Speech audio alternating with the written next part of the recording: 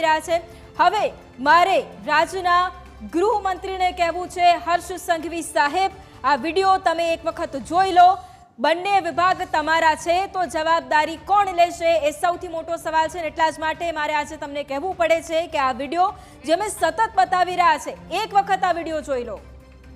ના, ખુલ્લો નતો, બંધ હતો। અમે કેમેરામાં જોયું। કેટલી વાર? ના, કાળજી તો રાખવી જોઈએ। માતા પિતાને ધ્યાન રાખવું જોઈએ અને વાહનવાળાને પણ ધ્યાન રાખવું જોઈએ બધાને। આ ઘટના જ્યારે બની ત્યારે વાહન ચાલક જે હતો તેને ઠપકો આપવામાં આવ્યો હતો। હા, આપ્યો તો, બધાએ આપ્યો તો। શેરીવાળા બધાએ કીધું હતું કે, તો એને કીધું કે મેં બંધ જ કર્યું હતું, મેં જોયું, કારણ કે એ લોકો અહીંયા જ હમણાં ઉતાર્યા।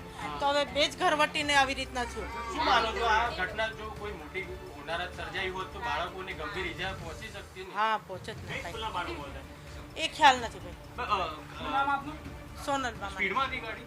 ના, બહુ અહીંયા બમ્પર છે પણ સ્પીડમાં આવી હતી। હા, સ્પીડમાં હતી। શું નામ આપણું? સોનલ બામા।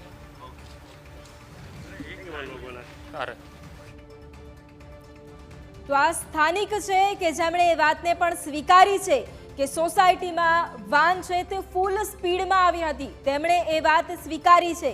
તેમણે કહ્યું છે કે જે દરવાજો છે પાછળનો તે બંધ હતો પણ બાદમાં તે ખુલી ગયો। એટલે સવાલ અહીંયા એ પણ ઊભો થાય છે કે એવી રીતના તો કેવી રીતે બાળકોને ભર્યા હશે અથવા દરવાજો બરાબર બંધ થયો છે કે નહીં તેનું પણ ધ્યાન આ ડ્રાઈવરે નથી રાખ્યું, એટલા માટે આવી ઘટના બની છે।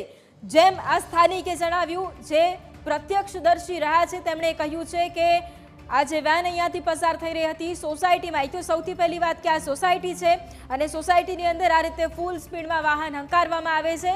બીજી વાત, જે બાળકો છે તેમની કોઈ ચિંતા નથી અને જે બાળકો પાછળની ડેકીનો દરવાજો ખુલી જતા તે બંને બાળકો નીચે પટકાયા હતા। બે બાળકીઓ હતી જે સ્કૂલેથી પરત આવી રહી હતી અને જે વાહનનો ચાલક હતો, વાનનો ચાલક હતો, તેની બેદરકારીના કારણે આ જે સમગ્ર ઘટના બની હતી અને ન્યૂઝ કેપિટલે સૌ પ્રથમ આ અહેવાલ રજૂ કર્યો હતો અને તંત્રના કાને આ વાત પહોંચાડવાનો પ્રયત્ન કર્યો હતો। અગાઉ પણ જ્યારે શૈક્ષણિક સત્રની શરૂઆત થઈ ત્યારે વડોદરા શહેરના અલગ અલગ સ્કૂલોમાંથી પણ ન્યૂઝ કેપિટલે આ બાબતે અહેવાલ પ્રસારિત કર્યો હતો અને સરકારના કાન ખોલવાનો પ્રયત્ન કર્યો હતો કે જે પ્રકારે બાળકોને સ્કૂલ વાનની ક્ષમતા કરતાં વધુ બેસાડવામાં આવ્યા હતા ત્યારે પણ કોઈ પણ પ્રકારની કાર્યવાહી ન કરવામાં આવી હતી અને ફક્ત 2 કે 3 દિવસ માટે આરટીઓ અને ટ્રાફિક પોલીસ દ્વારા કાર્યવાહીના નામે જાણે નાટક કરવામાં આવ્યું હોય તે પ્રકારે કેટલાક વાહનોને ડિટેન કરવામાં આવ્યા અને કેટલાક વાહનોને નોટિસ આપવામાં આવી, પરંતુ કોઈ નક્કર કાર્યવાહી ન કરવામાં આવી